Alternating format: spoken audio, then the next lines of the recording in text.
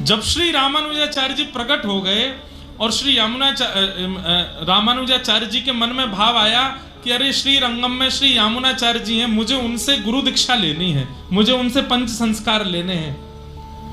तो ठाकुर जी ने मन में विचार किया कि भाई अगर ये दोनों मिल गए तो संसार पृथ्वी पर कोई भी व्यक्ति पुनर्जन्म लेगा ही नहीं। ये दोनों मिलकर के ऐसी भक्ति की बाढ़ ला देंगे, सुनामी ला देंगे पृथ्वी पर कि वे पृथ्वी से सब कल्याण करके वैकुंठ आ जाएंगे, पृथ्वी सबरी वैकुंठ में आ जाएगी, पृथ्वी पर कोई जन्म ही नहीं लेगा। पुनर्जन्म क्यों होता है? पाप के कारण होता है। पुनर्जन्म क्यों होता है? पूर्व साधन रह जाते हैं उनके कारण होता है। पुनर्जन्म क्यों होता है? पूर्व के कृत्य रह जाते हैं, अवशेष रह जाते हैं, उनकी वजह से होता है। ठाकुर जी ने मन में विचार किया, एक तो यामुनाचार्य और दूसरे रामानुजाचार्य, अगर ये दोनों मिल गए तो ये ऐसी भक्ति का प्रभाव डालेंगे कि पृथ्वी पर केवल घास फूस पेड़ पौधा पहाड़ रह जाएंगे, मानव तो आएंगे ही नहीं, पुनर्जन्म होगा ही नहीं फिर किसी का। तो पृथ्वी रूपी फुलवाड़ी का क्या होगा? इसलिए ठाकुर जी को कई लोग मुझसे इंटरव्यू में पूछ लेते हैं, महाराज जी आपको नहीं लगता युवाओं को समझ लेंगे? मैंने कि जितने समझ लें ठीक है, जितने नहीं समझ ले कचू पृथ्वी के लेंगे तो छोड़ो, आंग दो बार बार। ठाकुर जी को चिंता हो गई। बताओ, कभी आपने सुना होगा कि फलानी व्यक्ति ने उन दोनों को मिलने नहीं दिया, फलानी स्त्री ने उन दोनों को मिलने नहीं दिया, उनकी बुआ नहीं मिलने दी, उनको ये नहीं। यहां तो ठाकुर जी ने नहीं मिलने दिए, यामुनाचार्य जी और श्री रामानुजाचार्य जी। प्रसंग तो बाद में आना है, लेकिन मैं अभी सुना देता हूं। यामुनाचार्य जी का प्रसंग है। जब श्री रामानुजाचार्य जी प्रकट हो गए और प्रकट होकर के श्री कांचीपुरम में रामानुजाचार्य जी निवास करते थे, तो यामुनाचार्य जी के मन में आया कि अब मैं वयोवृद्ध हो गया हूं, अब जाने से पहले इस श्री परंपरा को किसको सौंप के जाऊं जो इस परंपरा को आगे तक लेकर के जाए। अनेक शिष्यों पर दृष्टि डाली पर उनको कोई ऐसा योग्य दिख नहीं रहा था। तभी उन्होंने चर्चा सुनी, कांचीपुरम में वरदराज भगवान की सेवा करते हैं श्री रामानुजाचार्य जी। अब ये बीच में मैं थोड़ा बहुत आगे चला गया हूं, रामानुजाचार्य जी के जन्म का भी प्रसंग नहीं आया, क्योंकि यामुनाचार्य जी हैं इसलिए मैं बोल रहा हूं। तो यामुनाचार्य जी कांचीपुरम गए और वहां श्री वरदराज भगवान का दर्शन किया। हमारे श्री वरदराज भगवान, वहां दो वरदराज भगवान हैं।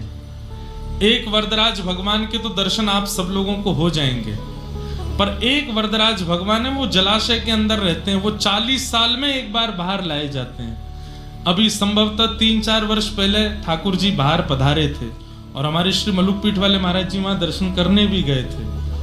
अब वो 40 साल बाद ही आएंगे बाहर, हम सब तो 80 के आसपास के आ जाएंगे, तब तक बचेंगे भी कि नहीं पता नहीं। महाराज जी तो दर्शन कर आए एक बार, हमने कही महाराज जी हमको भी ले चलते संग में। वरदराज भगवान वो जलाशय में ही विराजते हैं। 40 साल जाने कि तुम कोई महीने आते हैं, उतने साल बाद तभी वो बाहर आते हैं। तो उनकी सेवा में श्री रामानुजाचार्य जी थे। तो वहां कांचीपुरम में यामुनाचार्य जी दर्शन करने गए। तो जब रामानुजाचार्य जी को उन्होंने देखा, रामानुजाचार्य जी कौन है? शेषावतार, शेषनाग के अवतार। साक्षात शेषनाग त्रेता में लक्ष्मण बन करके आए, द्वापर में बलराम बन करके आए और श्री कलिकाल में रामानुजाचार्य बन करके आए। रूप देख करके ही पता चल जाता है कि गुण कैसे हैं। उनको कांचीपुर स्वामी जी महाराज ने सेवा दी थी कि आप पास के सरोवर में से जल ला करके श्री ठाकुर जी को पधराओ। तो रामानुजाचार्य जी नित्य जाते थे, जल लेकर के अपने कंधे पर रख कर लाते थे। तो जैसे ही यामुनाचार्य जी ने उनका रूप देखा और सेवा के प्रति जो लगन देखी, वो सब देख करके वे आनंदित हो गए। बोले ये है अधिकारी इस परंपरा को आगे ले जाने का। दर्शन करके आप चले गए। अब आप चिंता कर रहे थे कि किसको दें ये पदवी। तब किसी ने रामानुजाचार्य जी का नाम बोला, तो उन्होंने कहा रामानुजाचार्य जी को श्रीरंगम बुलवाओ। और ये आज्ञा देकर के वो मंदिर के अंदर आए तो श्री रंगनाथ भगवान ठाड़े हो गए और बैठ करके बोले यामुनाचार्य जी मुझे आपकी बहुत याद आ रही है। ठाकुर जी यामुनाचार्य, अरे जय जय, मैं सामने ही तो खड़ा, यहाँ नहीं, अब तुम्हारे वैकुंठ में आ जाओ। क्योंकि वो चाह रहे हैं कि ये दोनों मिले, नहीं मिलेंगे तो पृथ्वी का उद्धार कर देंगे, तो पृथ्वी को वैकुंठ भेज देंगे पूरी को। सब लोगों को तो मंत्र दीक्षा देकर के कल्याण कर ही देंगे, ये पृथ्वी को भी मंत्र दीक्षा दे देंगे, पृथ्वी भी वैकुंठ आ जाएगी। तो यामुनाचार्य जी से बोले, अब आप मेरे वैकुंठ आ जाओ, मुझे आपकी बहुत हाथ पकड़ लिए। और ठाकुर जी मनावे में तो आगे हैं ही हैं, आप मेरे नहीं हो, मेरी बात नहीं मानोगे। यामुनाचार्य जी बोले, इतने सारे शिष्य हैं और अभी तक हमने आगे का किसको पदवी देनी वो चयन भी नहीं, इनमें से किसी को चुन के बैठा दो ना। यामुनाचार्य जी, ऐसे नहीं, आपने हमको पृथ्वी पर भेजा है मानव कल्याण जीव उद्धार के लिए, चुन करके विशिष्ट किसी व्यक्ति को बैठा के आएंगे। ठाकुर जी बोले, अब देखो हम तुमसे निवेदन कर रहे हैं, तुम आ जाओ हमारे पास। तो यामुनाचार्य जी बोले, एक काम कीजिए, 8 दिन की समय दे दीजिए मुझे। 8 दिन क्यों? बोले वो आचार्य हैं, वो सब जान गए। बोले ठाकुर जी चाह नहीं रहे कि मैं और रामानुजाचार्य मिलें। तो 8 दिन का समय क्यों मांगा? बोले जिसको मैंने आज्ञा दे करके भेजा वो 4 दिन में पहुंचेगा कांचीपुरम, और वहां से रामानुजाचार्य जी को लेकर के आएगा। 4 दिन जाने के, 4 दिन आने के। 8वें दिन रामानुजाचार्य जी जैसे यहाँ आएंगे, उनको मंत्र दीक्षा पंच संस्कार करके उनको अपना शिष्य बना करके तुरंत वैकुंठ चला जाऊंगा। इसलिए 8 दिन की मोहलत मांगी। ठाकुर जी 8 दिन दे दो। ठाकुर जी बोले ठीक है 8 दिन दे दिए। अब यामुनाचार्य जी बाहर गए, ठाकुर जी जैसे ही पौड़े, ठाकुर जी बोले इन्होंने 8 दिन क्यों मांगे? सोचो, आचार्य चरणों की बात पर ठाकुर जी भी सोच रहे 8 दिन क्यों मांगे? सप्ताह मांग लेते भाई, एक क्रम होता है ना मांगने का, 1 हफ्ता दे दो, सप्ताह मांगना चाहिए थी। 8 दिन की क्या इक्वेशन है?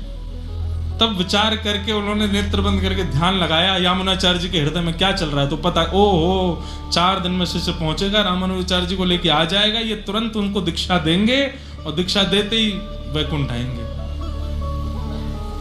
अब ठाकुर जी दोबारा तो बुला नहीं सकते यामुनाचार्य जी को, नहीं तो संशय हो जाएगा ठाकुर जी क्यों जिद कर रहे हैं इतने। रामानुजाचार्य जी को जैसे ही पता चला कि श्री यामुनाचार्य जी ने आपको बुलाया है, तुरंत उसी समय चल दिए। बोले मैं तैयार, मैं तो उनको गुरु मानता हूं और मेरी बहुत इच्छा है कि मैं उन्हीं से ही गुरु दीक्षा ग्रहण करूं, वैष्णव दीक्षा पाऊं। रामानुजाचार्य जी आ रहे थे और जैसे ही श्रीरंगम पहुंचे, यामुनाचार्य जी के सन्मुख आने ही वाले थे, उससे पहले ही ठाकुर जी ने यामुनाचार्य जी को भगवत धाम बुला लिया। लेकिन यामुनाचार्य जी इतने विद्वान हैं, वो जब पधारे तो ऐसे पधारे,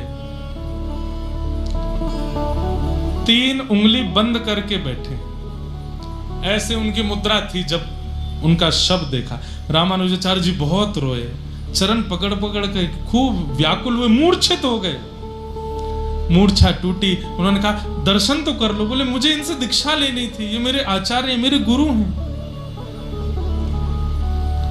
बोले अब कोई बात नहीं, अब दर्शन करो। तो आपने सर्वांगीण अंग का दर्शन किया, और जैसे ही आपने 3 मुट्ठी बंद देखी, तब रामानुजाचार्य जी बोले इनको पता था कि ठाकुर जी हम दोनों को मिलने नहीं देंगे, इसलिए कुछ संकेत करके गए हैं। तो रामानुजाचार्य जी ने उसी समय यामुनाचार्य जी के श्री स्वरूप के सामने घोषणा की, अब से मैं नित्य कांचीपुर के स्वामी जी महाराज का सत्संग करूंगा, उनका सत्संग नित्य किया करूंगा। ये बात जैसी बोली तो 1 मुट्ठी की उंगली खुल गई।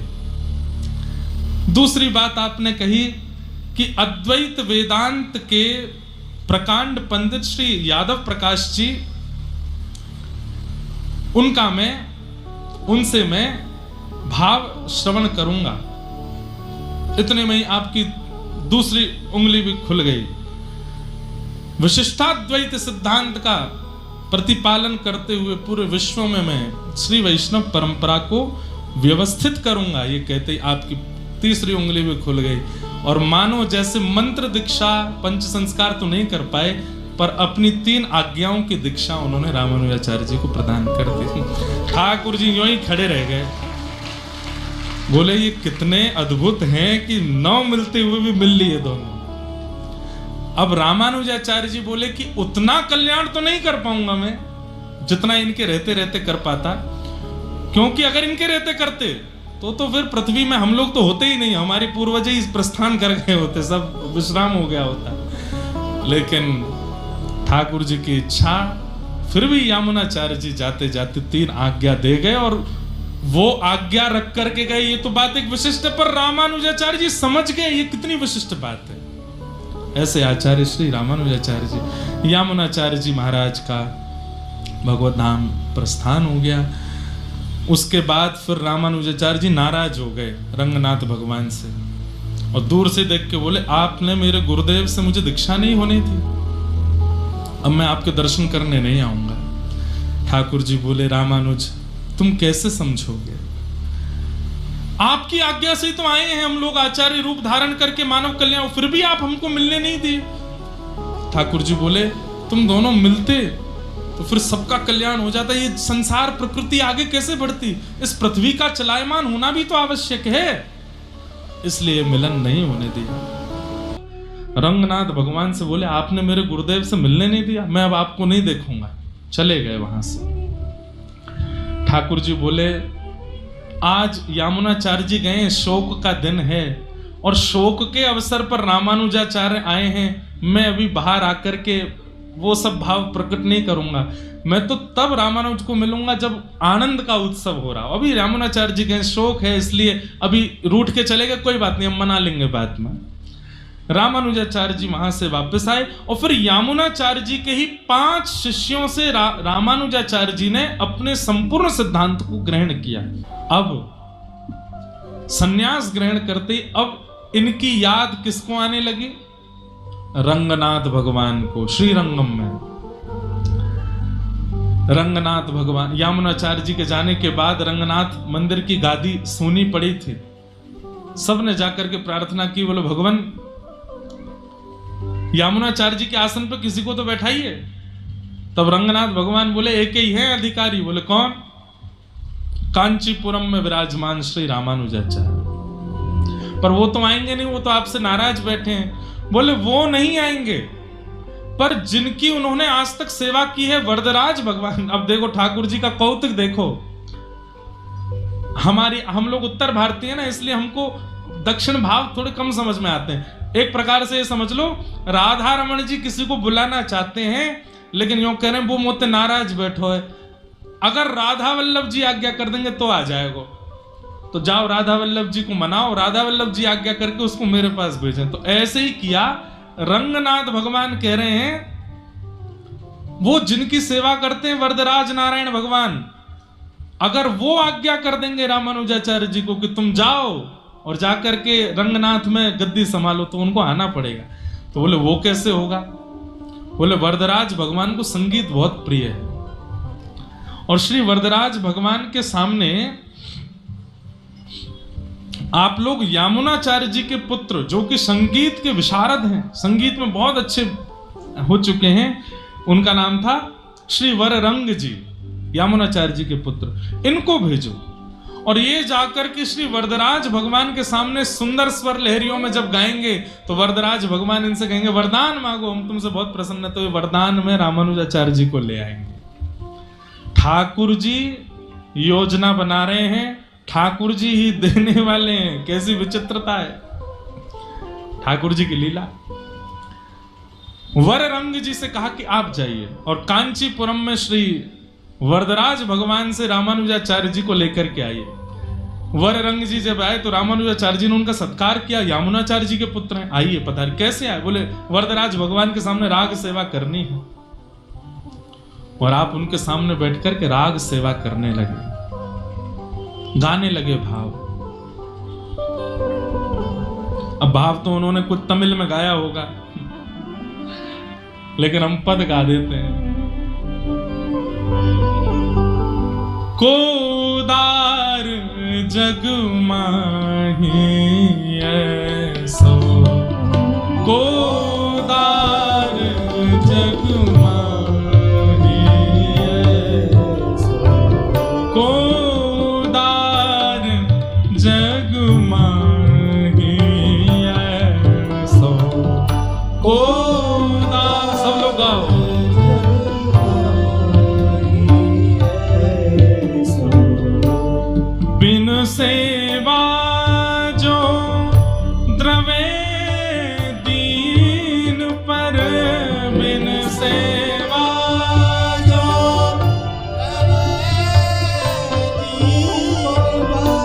बिन सेवा जो द्रवे दीन पर, बिन सेवा जो द्रवे दीन पर, राम सरिस को नाही जग माहि, राम सरिस को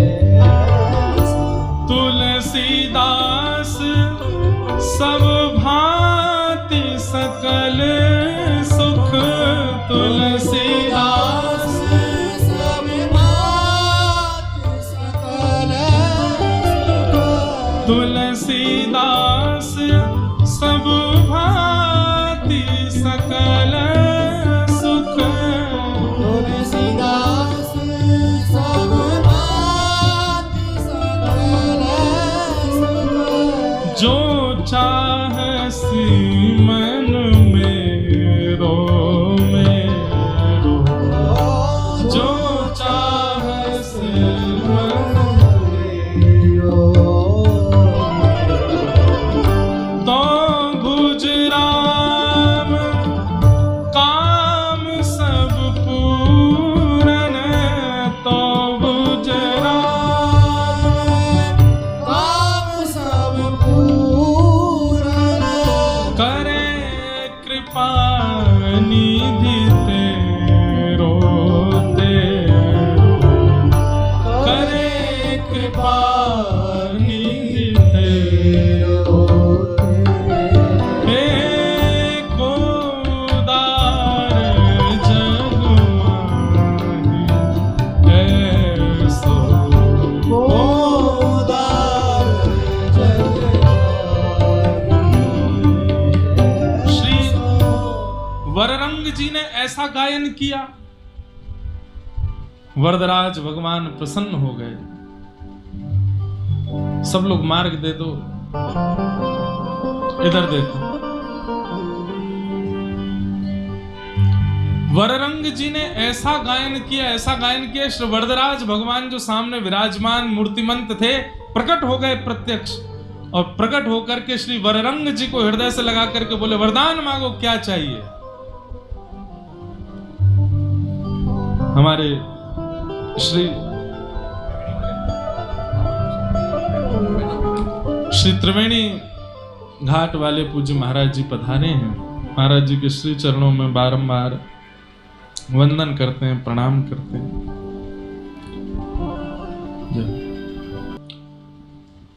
बोलो राजा रामचंद्र भगवान की। कहाँ चल रही थी कथा?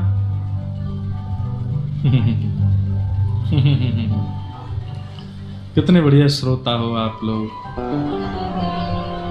कहाँ?